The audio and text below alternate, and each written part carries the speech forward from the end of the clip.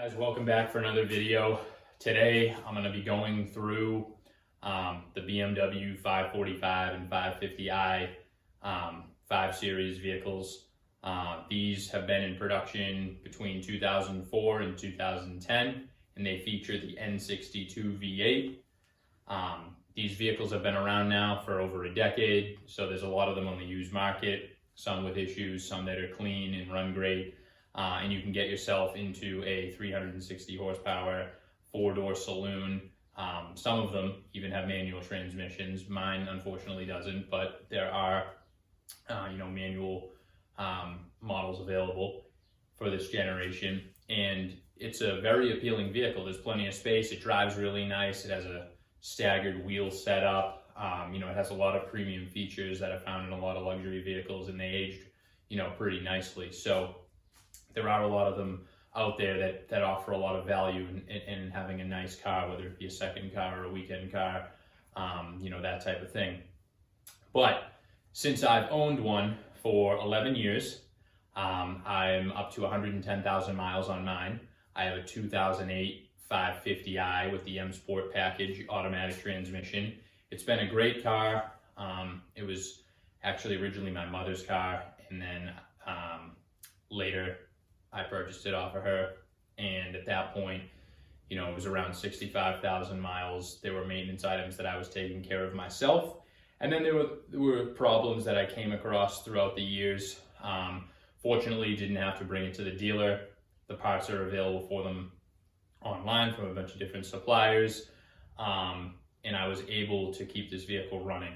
So I wanted to make this video to kind of show you the common issues that the 550 and 545 with the V8 have, and what it's going to cost to repair them, and also if you're in the market for a used one, kind of give you a heads up as to what you can expect, as far as what the repairs are going to be, what they're going to cost, what can you look for when buying one of these, so that you don't overpay for a car that may need some work, or you're in over your head with repairs that you're not able to fix. So I've had a fair share of the issues that they're expected to have, and the car has always been taken care of really well, kept clean, maintenance done at regular intervals, and even garaged. So I'm sure that there are vehicles that had a tougher life than mine and still had significant issues. The issues may have been even more pronounced. So I put together a cost breakdown, as well as what is entailed for each of the jobs when they go wrong, and then maintenance practices as well to help prolong the life of the vehicle so that you get your money's worth out of it. So we're just going to step through each of these that I've encountered, and then there's a couple that I haven't encountered yet, but what we can expect for them as well. So I hope this video helps you in searching for a V8 BMW. The X5s even have the same engine, so does the 7 Series. So this could be helpful to you as well with those. The first issue that came across my car was the alternator bracket seal. So this is a $3 gasket that is on the side of the block on the driver's side. Or I should say, if you're facing the car face on, it's on the right-hand side. Given that we're in the United States, I said the driver's side, but it may be in the UK or somewhere else on the other side. So there is an oil port that was designed into the block. Over time, the rubber O-ring starts to leak, and a $3 part ends up requiring about 8 hours of labor and time to remove some components to get to that gasket. So what's entailed with that? I did this job myself. I had to remove the serpentine belt, the alternator, move some of the hoses out of the way, go in there, use an engine hoist, because there's the engine, there's the alternator bracket that needs to be taken off because the seal is behind the alternator bracket, but that side of the engine has the motor mount with its bolts going through the alternator bracket and into the engine block. So you need to lift the motor on that side to get the motor mount off, to take the bracket off and replace the seal. This job was not terrible, but it did take an entire Saturday, to go in there and get that seal replaced. And one thing that you can do to prevent that from happening is changing the oil regularly. The BMW intervals say between 10 and 15,000 miles according to the iDrive. I've never listened to that. I do full synthetic every 4,000 or 5,000 miles, and that helped, keep my seals and keep my engine sludge free for a lot longer. So alternator bracket seal, that's the first one. Not very expensive with parts. You just need the seal itself, which is like $3, but it is labor intensive, and you need to have certain tools such as a hoist or something to put in between the strut towers to take some strain off of the motor so that you can access that. So that's the first issue. Here we have the parts needed for the alternator bracket seal job. As we can see, it's only $5. So this one is pretty cost effective, but more labor intensive. The second issue that I came across on my 550i was the coolant pipe. So there is a coolant transfer pipe that runs down the center of the V configuration in the engine. This pipe is below the valley pan, and the valley pan has coolant in it at the top of the block, and it pumps coolant through this pipe to the back of the engine. Now, this pipe has 2 rubber seals, one on each end of the pipe, and when the vehicle is older, around 100,000 miles, a lot of people say 10 years old, the rubber seals start to go bad and you start losing coolant through the coolant pipe. Now, you also could be losing coolant through the valley pan because the valley pan screws to the top of the block and has multiple bolts going around it and a rubber seal that's integrated into the pan. So if you need to replace that, because on mine, my valley pan was leaking as well as my coolant pipe. So the gasket on the valley pan is integrated into the pan. You cannot replace just the gasket, so you have to go through. In order to get this off, you would have to remove the intake manifold, a lot of the connectors and plugs from the wiring harness that go to the top of go over the top of the motor to the front devices such as the Vano solenoids, air valves, that type of thing. And you need to replace the intake manifold seals to get down in there, and you need to get a repair pipe where you cut the old coolant pipe in half with a grinder, extract the 2 ends, and then get a new pipe that is a collapsible type and goes in, and you pop it into place. Those pipes are made by aftermarket suppliers such as Europarts, AGA Tools. I was able to acquire one of those for around $200 and repair the coolant pipe on my own. So, that's a pretty big job. While that's happening and while you're in there, there's a few other things that you can do as well. That job can take, 1 or 2 full days depending on how good you are with this type of thing or working on vehicles. But it involves removing the water pump, the belt, the intake manifold, a lot of the wiring, in the shrouds and the plastic within the engine bay, and moving some components around to access it. But that's a very common problem on all the V8s. I looked online, the 7 Series, the X5s, the 5 Series with the V8s all seem to get the coolant transfer pipe issue at some point, or the valley pan. So that's one thing to consider. We'll go through the cost breakdown of what's entailed for that repair as well. And here is the parts list for the coolant transfer pipe job. You need to get a new valley pan with the integrated gasket. That was $62. The collapsible coolant pipe kit, which is the pipe with all of the necessary O-rings and gaskets and clips, that was $220. There is the water pump gasket. If you're not replacing the water pump, you need to replace the gasket on it since you'll be removing it. That's $7.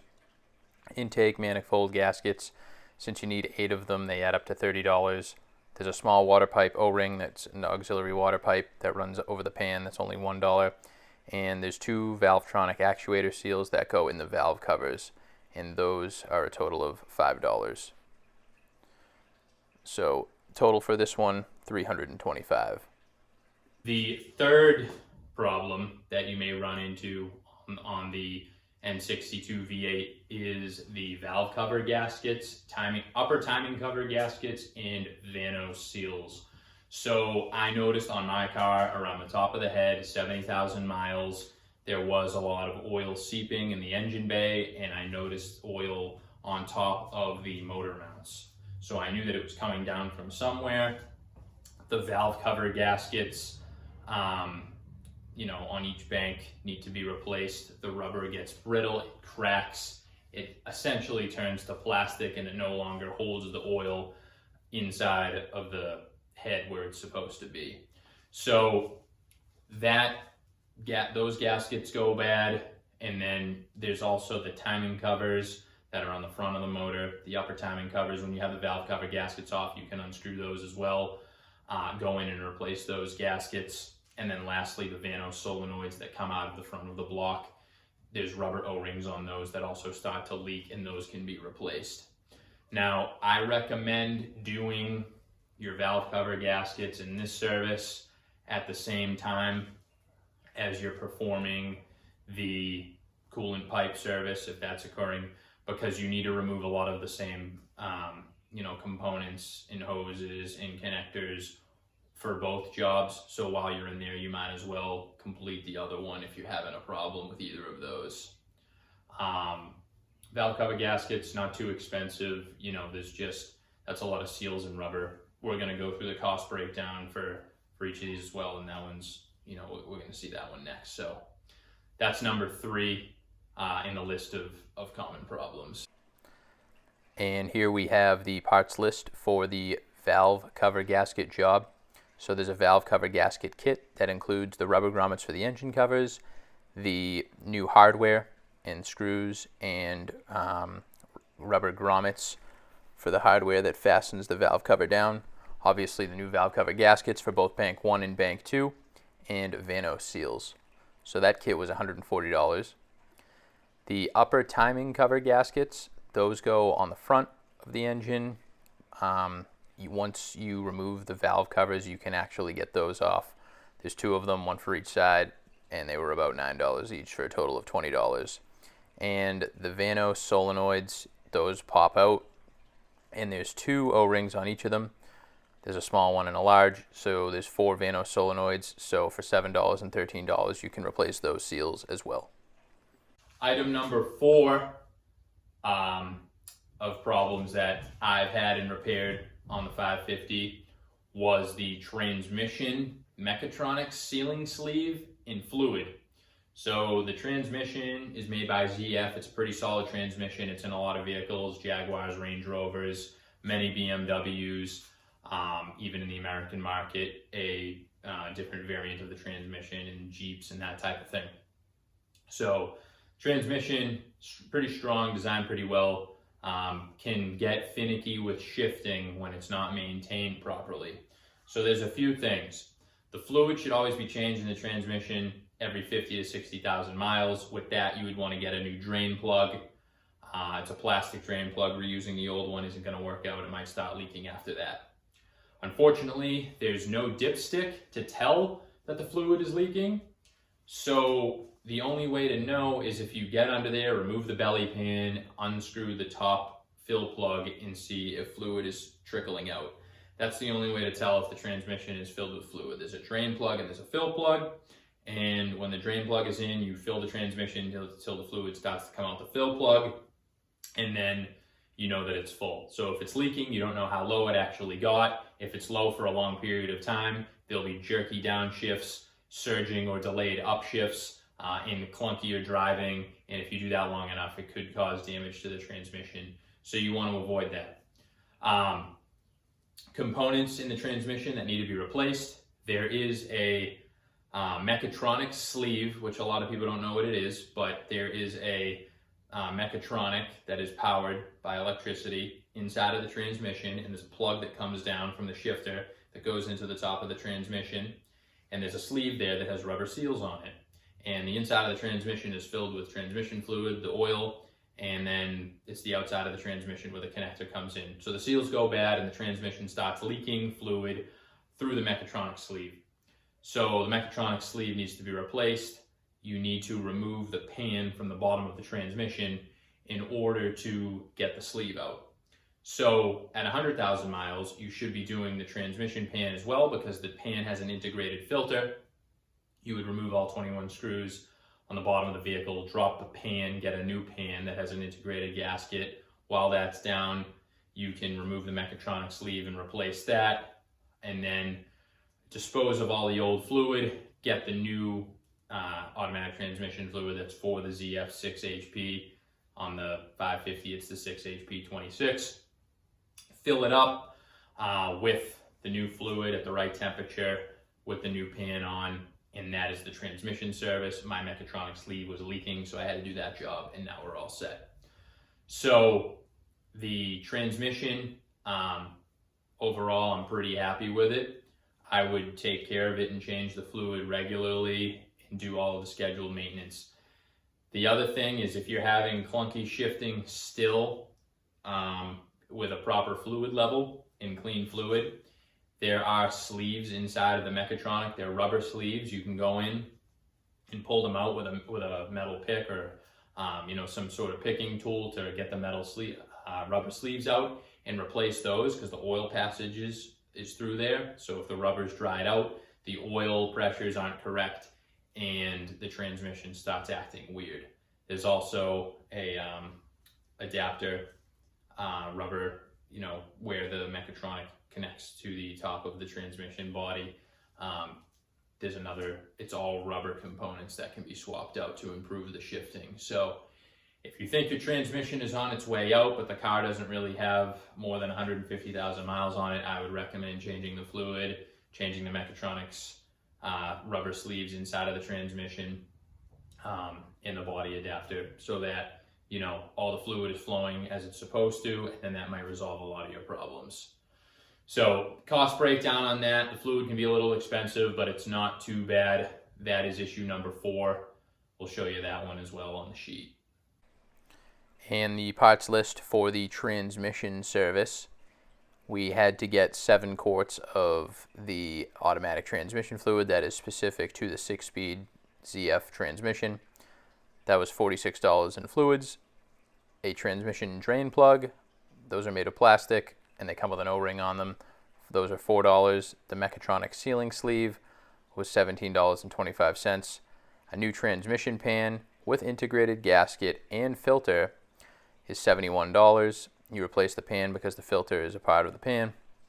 And then lastly, the bolts holding the pan to the bottom of the transmission are soft aluminum and they're one-time use. So we need 21 new transmission pan bolts, which cost $62. Number 5 is the valve stem seals. Now, valve stem seals are on the valve stems that open and close the intake and exhaust valves in the engine. So you would have to remove the valve cover gaskets and go in there to replace those. While doing the valve cover gaskets, it could be a good time to do the seals. So if you change your oil frequently and regularly, the valve stem seals should last for quite a while. I still have my original seals in my car. They could go, in the near future, but my car also does not blow any smoke at all. If you're looking at one of these cars used, take it for a test drive, come to a red light, let it idle for a little bit, and then get on the gas coming off. If you see a puff of smoke in the rear view mirror, that's a big indicator that you're going to need the valve stem seals done, which can be an expensive job at the dealership. It is a time-consuming job. A lot of people can do it in 3, 4, 5 days working at home, but it does help to get the special toolkit in order to do that. Again, another rubber component inside the vehicle that fails prematurely, and keeping good, clean oil in the engine will help prolong the life of the valve stem seals. So that's issue number 5. I haven't come across that one yet so far. That's the only one that I haven't. But those are the big 5 issues that I see on these cars. There's other things as well: the front control arms, window seals, the volume knobs. I would say the battery can be expensive. It's quite a large battery. And filters, air filters, cabin filters, the standard maintenance type things. Changing all the fluid is very important too. Luckily, these cars are auto bleeding, so you can actually remove the drain plug on the bottom of the radiator, get that fluid out of there, put new fluid in, or new coolant in, I should say. Get that new antifreeze running through there every 50,000 miles, something like that. Speaking of the coolant, if the water pump fails, which will happen around 100,000 miles or just before that, here is the parts breakdown for what you should replace when doing the water pump. So there's the water pump itself. That was $87. You need some more coolant, 1 gallon of the BMW OEM coolant, which you can then dilute with water because it's a concentrate. You can get the serpentine belt kit, so you can get a new belt as well as the tensioner and the idler pulley. There is a short water pump pipe that goes to the coolant pipe to the pump. It's about 2 inches long. It's a piece of plastic. You should replace that as well. It's cheap. There are a bunch of hoses as well. There's the coolant reservoir tank. There is the upper radiator hose. There's the return radiator hose. There's the expansion tank hose. And there's also the reservoir tank cap. Now, I did everything on my car as far as replacing the cooling system components, but I didn't think the cap would break, and I didn't think that I would need to replace the cap. So I replaced everything except the cap, and I had a leak on the top of my reservoir, and I unscrewed my cap and I looked at it, and the spindle inside was cracked. So the cap is cheap. You should replace that as well. It can fail. The thermostat was also replaced, along with the auxiliary fan switch and the coolant temperature sensor. Overhauling the cooling system costs around $400, or a little bit over that, but it is worth it for maintaining the reliability of the vehicle. The cooling system is very important, and BMWs are notorious for getting brittle plastic and rubber as the vehicle ages through all of those heat cycles. So keep all of these components in top order, and you'll be fine. Drain the power steering fluid on my car with the M Sport package. It has the active sway bar, and when you press sport mode, it puts fluid into the sway bar to stiffen it and offer a tighter driving experience. So the active sway bar fluid, should be changed frequently to prevent leaks and that type of thing. So that's pretty much it. Also, spark plugs, it's good to do the spark plugs. I have a video on replacing the spark plugs. I have a video on doing the brakes. I have a video on doing the oil service on my channel. And yeah, that's pretty much it. So I would look out for leaks when buying a used BMW. I would look out for funky shifting with the transmissions.